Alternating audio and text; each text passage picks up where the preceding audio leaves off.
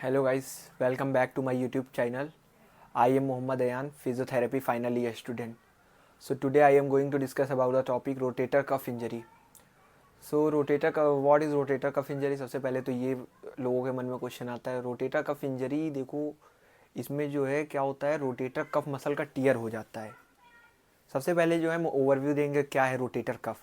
इसमें जो है 4 मसल के ग्रुप से मिलके बना है रोटेटर कफ आपका। तो सबसे पहले होता है सुप्रास्पाइनेटस मसल, दूसरा होता है इंफ्रास्पाइनेटस मसल, थर्ड होता है आपका सब स्कैपुलैरिस मसल, और जो फोर्थ वन है आपका वो टेरिस माइनर मसल। तो अब इसमें जो है क्या होता है कि पेशेंट जो है जर्की मूवमेंट कर देता है। मोस्टली ये जो है जिम वालों के लिए बहुत आम प्रॉब्लम है रोटेटर कफ टीयर। बहुत से पेशेंट कंप्लेन लेके आते हैं कि सर जो है हमारा जो है मूवमेंट नहीं हो रहा है पूरा और बहुत पेन हो रहा है, इन्फ्लामेशन भी आ जाती है और उनका रेंज ऑफ मोशन भी रिस्ट्रिक्टेड हो जाता है। तो रोटेटर कफ टीयर में क्या होता है कि जो है पेशेंट जर्की मूवमेंट कर देता है, उसकी वजह से इंजरी हो जाती है। अब हम इसमें कैसे पता लगाएंगे कि रोटेटर कफ मसल के भी कौन सा ग्रुप का इन्वॉल्वमेंट है। तो अगर जो है पेशेंट को एबडक्शन में प्रॉब्लम हो रही है, मतलब पेशेंट कंप्लेन कर रहा है सर जब हम हाथ उठा रहे हैं यहाँ तब मेरे पेन हो रहा है, तब हमारा सबसे पहले ध्यान जाएगा हाथ उठा रहा है तो मतलब क्या हो सकता है। तो ड्यूरिंग एबडक्शन अगर पेशेंट के पेन हो रहा है तो ये आपका सुप्रास्पाइनेटस मसल इंजरी है। और अगर ड्यूरिंग एक्सटर्नल रोटेशन पेशेंट को पेन हो रहा है, समझ गए, अगर एक्सटर्नल रोटेशन पे पेन हो रहा है तो पेशेंट की वो इंजरी क्या है, इंफ्रास्पाइनेटस मसल इंजरी है। और अगर पेशेंट कह रहा है कि ड्यूरिंग इंटरनल रोटेशन, मतलब पेशेंट के पेन हो रहा है इंटरनल रोटेशन के मूवमेंट पे, तो वो इंफ्रास्पाइनेटस इंजरी है। और अगर जो है पेशेंट फिर से मतलब एक्सटर्नल रोटेशन में जो है दो दो प्रॉब्लम आ सकती हैं। एक्सटर्नल रोटेशन में अगर पेन हो रहा है पेशेंट के, मतलब ड्यूरिंग एक्सटर्नल रोटेशन, तो ये जो है इंफ्रास्पाइनेटस मसल इंजरी भी हो सकती है और टेरिस माइनर मसल इंजरी भी हो सकती है। अब सबसे पहले हम देखते हैं इसके कारण क्या है, मतलब कॉज क्या है, किस वजह से लोगों को रोटेटर कफ मसल इंजरी हो जाती है, रोटेटर कफ टीयर हो जाता है। तो इसका मेन प्रॉब्लम है पेशेंट गिर जाता है बाइक चलाते में, आरटीए रोड ट्रैफिक एक्सीडेंट में, और जर्की एक्टिविटीज़, मतलब पेशेंट जो है क्या कर रहे हैं, जा रहे जिमनास्टिक जो है जिम लगा रहे हैं और फ्लो में आके उठा दिया खूब हैवी डंबल और उसमें लैग कर गया, एक जो है प्रेस हो गया ज़्यादा एक कम हो गया, उसमें जर्की मूवमेंट बैक प्रेस हो गया। अब उसमें क्या हुआ, पेशेंट का मतलब क्या हुआ, रोटेटर कफ टीयर हो गया, जिसकी वजह से बाद में उनको स्वेलिंग की प्रॉब्लम आ जाती है, लैग ऑफ मूवमेंट हो जाता है। तो ये सब प्रॉब्लम उनको फेस करनी पड़ जाती है, इन्फ्लामेशन हो जाता है, पेन हो जाता है, समझिए।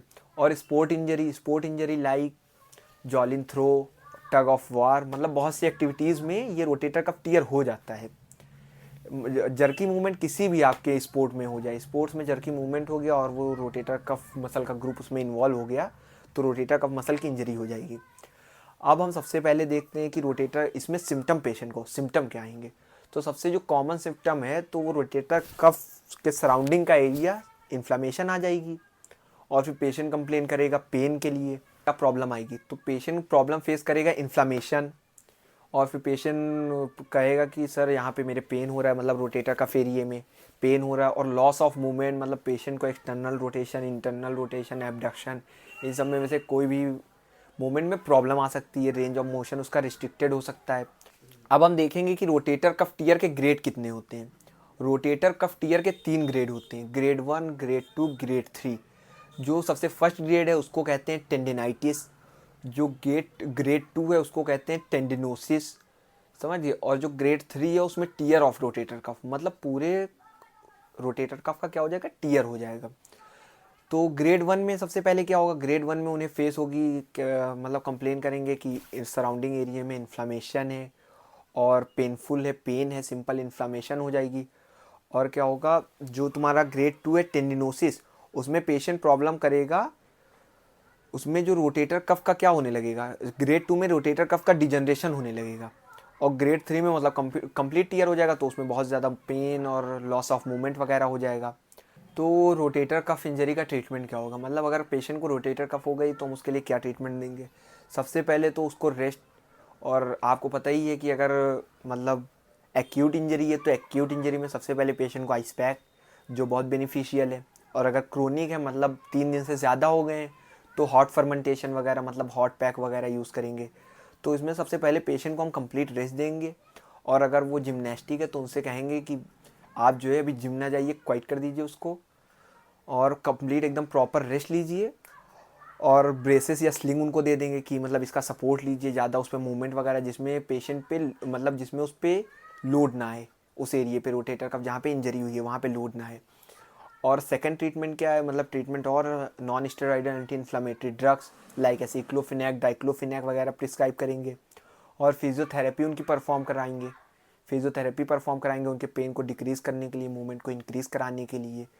और जो थर्ड ट्रीटमेंट है, मतलब जिसमें बहुत ज़्यादा पेशेंट को प्रॉब्लम है, मतलब कंप्लीट रोटेटर कफ टीयर हो गया है, माई उसमें मतलब थोड़े बहुत जो हैं उसके फाइबर बचे हैं, तो उसमें कॉर्टिकोस्टेरॉइड इंजेक्शन लगाएंगे इन्फ्लामेशन को डिक्रीज़ कराने के लिए।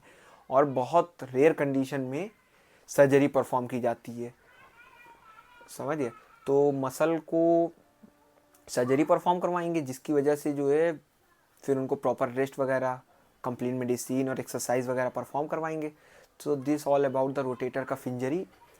अगर आपको इसमें कुछ ना समझ में आया हो तो आप कमेंट करके बता दीजिए, और अगर आपको वीडियो अच्छी लगी तो लाइक कमेंट और शेयर ज़रूर करिए। Thank you.